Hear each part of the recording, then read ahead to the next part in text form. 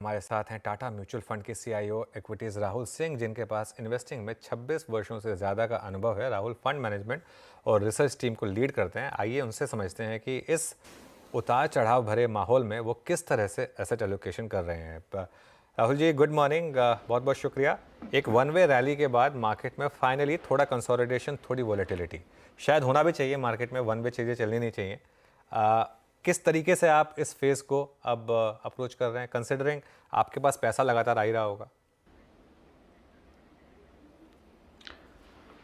सुप्रभात। I think अब जो मार्केट है उसमें वैल्यूएशंस इम्पॉर्टेंट तो थी और होती जा रही हैं, और ये थोड़ा स्टॉक स्पेसिफिक मार्केट हो गया है।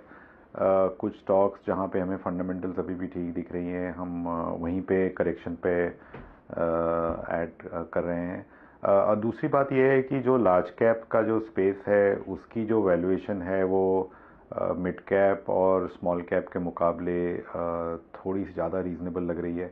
तो थोड़ा हमने लार्ज कैप की तरफ अपना झुकाव बढ़ाया है सितंबर अक्टूबर में। बट ये सब मार्जिनल चेंजेस हैं, क्योंकि ओवरऑल जो मार्केट हमें दिख रही है, हालांकि जियोपॉलिटिकल रिस्क है, क्रूड प्राइस का रिस्क अभी काफ़ी बना हुआ है, और इंटरेस्ट रेट्स भी यूएस में 1% बढ़ गई हैं पिछले 3-4 महीने में। तो वो रिस्क, ग्लोबल रिस्क तो बने हुए हैं, लेकिन जिस तरीके का इकोनॉमिक इन्वायरमेंट है अभी इंडिया में, मैन्युफैक्चरिंग और रियल एस्टेट और इन्वेस्टमेंट साइकिल रिवाइवल के प्रति, उसमें आई थिंक जो ओवरऑल मार्केट की जो ब्रेड्थ है वो वाइड ही रहेगी। और मुझे लगता है 3-4 साल का व्यू लें या 5 साल का व्यू लें तो मिड एंड स्मॉल कैप में वापस से हमें अल्फा दिखता है। तो बीच बीच में ये कि होता है, जैसा आपने बोला कि वन वे रैली होती है, फिर थोड़ा कंसोलिडेशन फेज होता है। आई थिंक वो कंसोलिडेशन फेज पीरियोडिकली होता रहे तो बहुत अच्छा है, क्योंकि वन वे रैली के बाद ये ना हो जाए कि हम एक बबल जैसा फॉर्म हो जाए। तो एक तरीके से कंसोलिडेशन हेल्दी मानूंगा मैं। राहुल जी, एक व्यू, जो एक चीज़ जो मार्केट को परेशान कर रही है कि लार्ज कैप प्राइवेट बैंक्स चल नहीं रहे हैं। क्या परेशान कर रहा है उनको? नंबर्स में ऐसा कुछ है क्या जो या सिर्फ ये एक नेट इंटरेस्ट मार्जिन का कंप्रेशन है जो इनको तंग कर रहा है, कुछ और? आपका क्या व्यू होगा?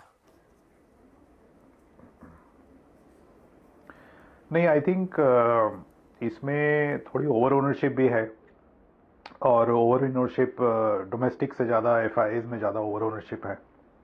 और वहाँ पे अभी जिस तरीके से इंटरेस्ट रेट्स बढ़ी हैं यूएस में, उसकी वजह से जो रिडेम्पशंस आ रहे होंगे इमर्जिंग मार्केट फंड्स में, इमर्जिंग मार्केट्स में एलोकेशंस कम हो रही होंगी, उसका फ़र्क इंडिया पे भी पड़ता है।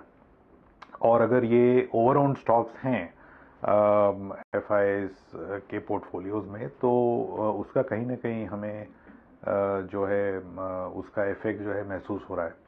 और ये जब तक रहेगा तब तक ये वैल्यूएशन पे खींचातानी रहेगी लार्ज कैप बैंक्स में। बट फंडामेंटल में अगर मैं देखूं तो एक दौर ये था जिसमें कि mid and small cap banks ने बहुत अच्छा किया।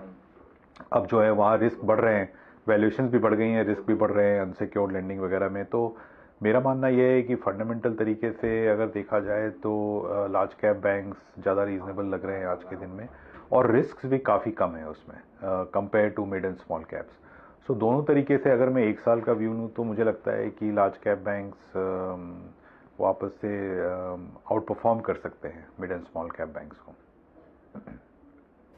ओके राहुल जी, आपकी अब तक की बातचीत से और आपके प्रश्न के उत्तर से एक क्लियरली एक रिफ्लेक्शन मिल रहा है कि आपका झुकाव इस वक्त लार्ज कैप्स की तरफ ज़्यादा है। सर, अभी आप जब इस कार्यक्रम में हमें ज्वाइन कर रहे थे उससे पहले हम एक मिड कैप आईटी कंपनी से बात कर रहे थे। नंबर्स बहुत स्ट्रॉन्ग थे, मार्जिन्स की ट्रेजेक्ट्री, कॉन्फिडेंस उनका मार्जिन्स को मेंटेन करने का बहुत था।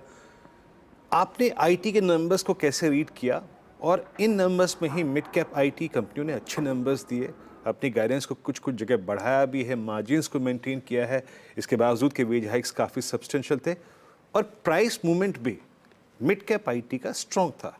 आप इस पूरे सेक्टर पे और मिड कैप आईटी पे क्या व्यू रखते हैं इस वक्त? तो जैसा मैंने बोला, अभी सेक्टर को पूरे एक तरीके से देखने के बजाय हम स्टॉक स्पेसिफिक ज़्यादा देख रहे हैं। और आपकी बात बिल्कुल सही है कि मिड कैप आईटी में हमें अभी भी कुछ ऐसी कंपनीज मिल रही हैं या दिख रही हैं जहाँ पे ग्रोथ उस तरीके से इम्पैक्टेड नहीं है ग्लोबल स्लोडाउन से। अपनी अपनी जर्नी होती है हर कंपनी की, और mid and small cap IT companies की अपनी एक अलग जर्नी होती है। किसी में लीडरशिप चेंज हो रहा है, किसी में प्रोडक्ट्स ऐसे हैं जो मार्केट शेयर ले रहे हैं, या सर्विसेज ऐसी हैं जो मार्केट शेयर ले रही हैं। तो उस टाइप के आइडियाज़ हम अभी भी इंटरटेन कर रहे हैं। हालांकि ओवरऑल आईटी सेक्टर पे हमारा आउटलुक इतना रोज़ी नहीं है, लेकिन बॉटम अप बेसिस पे, जो जैसा मैंने पहले भी बोला कि ये मार्केट अब थोड़ा बॉटम अप हो गया है और स्टॉक स्पेसिफिक हो गया है। तो हमें पूरे के पूरे सारे स्टॉक्स को पूरे सेक्टर के एक ही पेंट से हम उसको एक ही ब्रश से पेंट नहीं कर सकते हैं।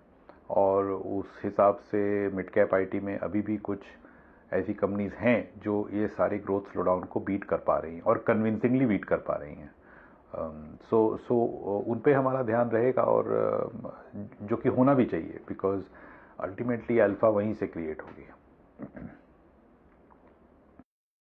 अच्छा राहुल सर, एक चीज़ और, वो स्पेस जो कि अब पोस्ट कोविड एक बहुत अच्छे दौर से गुजरे, उसमें केमिकल था, प्राइसिंग पावर इनके पास थी, इन्होंने कैपेसिटी एक्सपेंड करी केमिकल स्पेस में।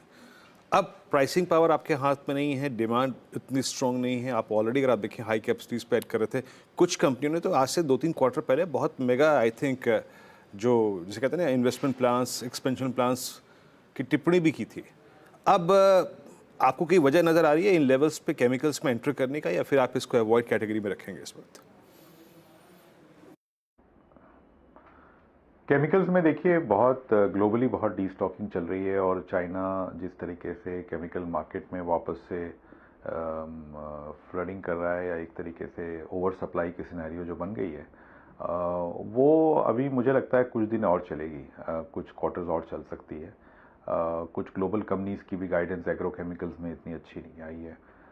सो कहीं ना कहीं एक ग्लोबल जो माहौल है of price declines, inventory destocking, वो अभी भी वो कब जाके ख़त्म होगा, ये हमें लग रहा था कि दिसंबर तक ख़त्म हो जाएगा, बट हो सकता है ये एक क्वार्टर और चले।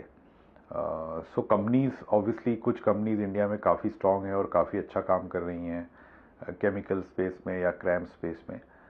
तो ये कंपनीज में ये अपॉर्चुनिटी है अगले 3-6 महीने में, अगर ये कंपनीज करेक्ट होती हैं रिजल्ट्स या परफॉर्मेंस की वजह से, तो ये एक अपॉर्चुनिटी क्रिएट कर सकता है हमें लॉन्ग टर्म इन्वेस्टिंग के हिसाब से। बट शॉर्ट टर्म में अभी भी जो है थोड़ी अनसर्टन पीरियड से ये सेक्टर अभी भी गुजर रहा है। राहुल जी, बहुत बहुत शुक्रिया आज हमारे साथ जुड़ने के लिए और हमसे बात करने के लिए। एक छोटा सा ब्रेक लेंगे और उसके बाद लौटेंगे। सुशील कीड़े जुड़ेंगे हमारे साथ।